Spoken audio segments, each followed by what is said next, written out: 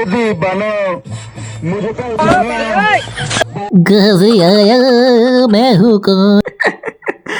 তো গাইস, আমাদের বান্ধবী হিয়া এমনভাবে স্কুটি থেকে পড়ে গেল কিভাবে, তো চলো বিস্তারিত তোমাদেরকে জানাচ্ছি। তো আজ ছিল 2 জানুয়ারি এবং আমি আর আমার বন্ধু তড়িঘড়ি চলে যাচ্ছিলাম হসপিটালের দিকে ডিউটি করতে, কারণ আজ আমাদের ছিল পিকনিক। তো আমাদের হসপিটালে যেহেতু কোনো ছুটি থাকে না, ওই জন্য সব কাজ কমপ্লিট করে আমরা সেখানে যাবো। আর আজ আমার ডিউটি ছিল গাইনি ওপিডিতে, ওই জন্য আমি চলে গেলাম দীপাদির কাছে। তো কিছুক্ষণ বসে থাকার পরেই একটা পেশেন্ট চলে এলো এবং আমি তার কাছ থেকে রক্ত চুষে নিলাম, না সরি আই মিন রক্ত টেনে নিলাম। তো মোটামুটি সকাল 10টা থেকে দুপুর 2টো পর্যন্ত এতগুলো মোটামুটি স্যাম্পেল জড়ো হয়ে গেছিল। তো আমি এই স্যাম্পেলগুলোকে নিয়ে ল্যাবের মধ্যে যাচ্ছিলাম আর এই মালটার সাথে আমার দেখা হয়ে গেল। Hello guys, WhatsApp, Facebook, Instagram.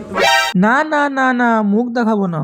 তো ফাইনালি ল্যাবের মধ্যে স্যাম্পেলগুলো নিয়ে যাওয়ার পরে সেগুলো টেস্ট হয়ে গেলে আমরা চলে গেলাম পিকনিক স্পটে। তো এই দাদাগুলো আগে থেকে কাজ ফাজ সেরে তাড়াতাড়ি চলে এসেছিল এখানে। আর এই যে দেখতে পাচ্ছ একটা মেয়ে আসছে, এই হচ্ছে আমাদের বান্ধবী হিয়া। এই এখন আসছে স্কুটিটা নিতে। মনোজিৎদা যেহেতু গান গাইবে বলছিল, ওই জন্য আমরা চলে গেছিলাম সামনে।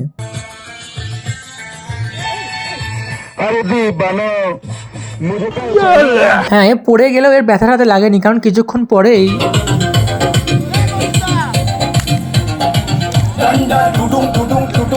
কি দেখে মনে হলো ওর কোথাও ব্যথা লেগেছে। আর ইনি হচ্ছেন আমাদের ব্রেক ডান্সার কৌশিক দা।